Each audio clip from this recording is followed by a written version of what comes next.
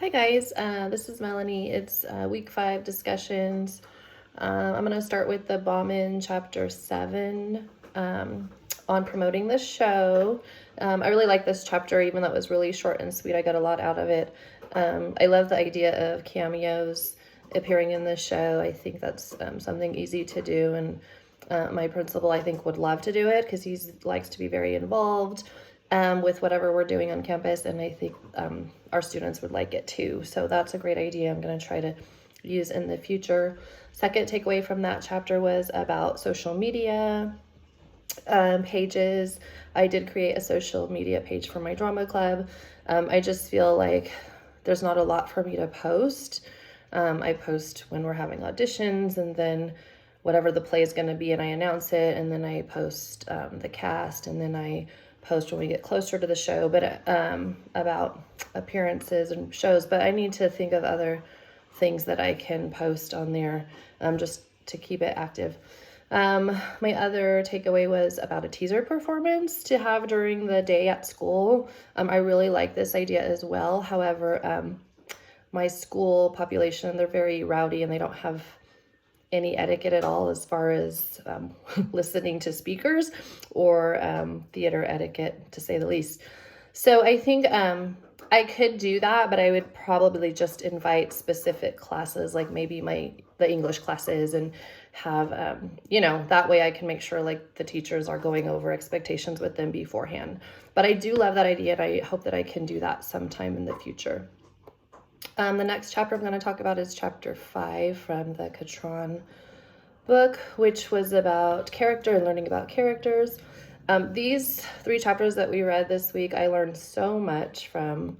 This whole book I've learned like an enormous amount, but I really learned a lot this week. And my first takeaway from chapter 5 was about from the section sources of circumstances. So I really like this section because there were so many different resources that we could use to find the characters' circumstances. And I talked about this with my students, and that I've been working on this with my students the last 2 weeks, 3-4 weeks. We worked on script analysis, focusing mostly on character. So this was really helpful for me this week, and I learned more.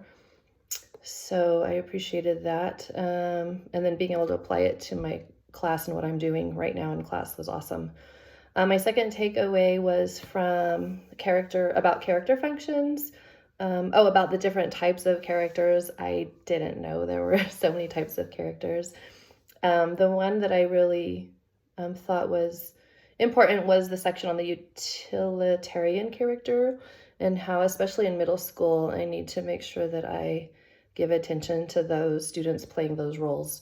And I try to do that. I try to really pay attention to all of them, but I need to remember that as well, because they need that attention. My last takeaway from that chapter was when Catron talks about revealing the change in the character from beginning to the end of the play. Like, I never really thought about this with my students in the play I'm doing, and so now I'm like, yeah, I want to express to my students that I want you to show that change from beginning to end. I need to see a difference between the beginning and end. So I'm going to focus on that with our current production we're doing. Chapter 6 was about thought. Again, I learned a lot in this chapter.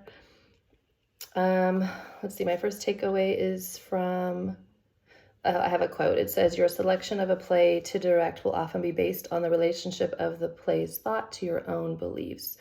And as you gain directional opportunities, you will experience rich personal satisfaction in selecting plays dealing with issues that are significant to you."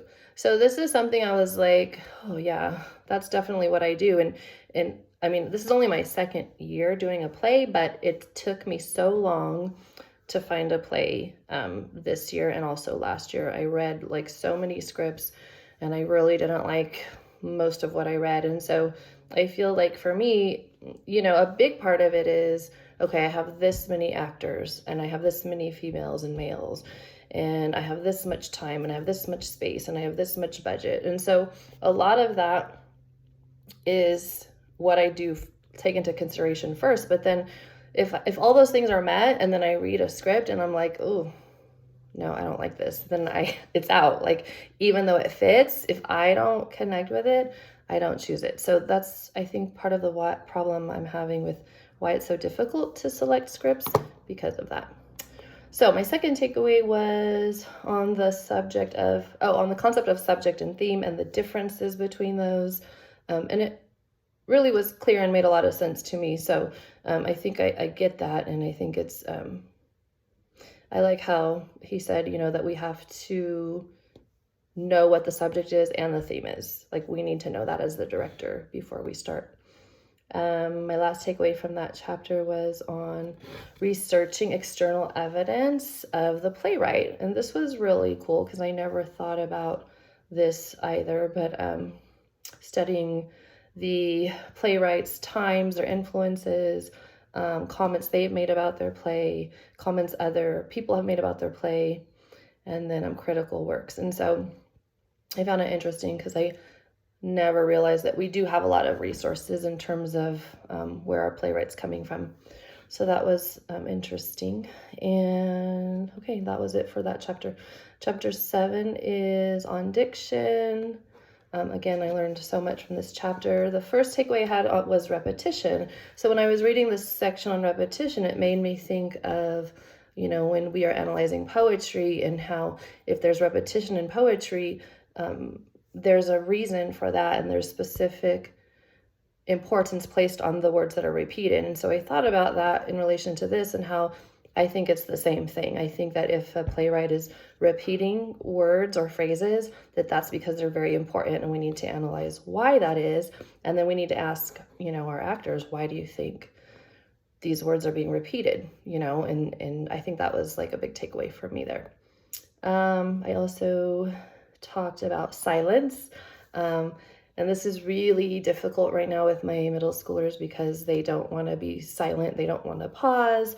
They want to race through their lines. And so this is something I'm really trying to work on with them this year, is just pausing. Let's have some silence and let's make it seem more natural. So that was a big takeaway for me, and how important it is and how silence can have meaning. The other big takeaway from that chapter was on subtext and how subtext is so important. Stanislavski's quote, "Spectators come to the theater to hear the subtext, and they can read the script. They can read the script at home, so that's why they come to the theater." So I love that quote, and it made me realize there's so much that the actors on stage can show to the audience that's not in the script. And so that was a huge takeaway for me also. That's the last one. So that's it. All right, thank you guys. Have a good week.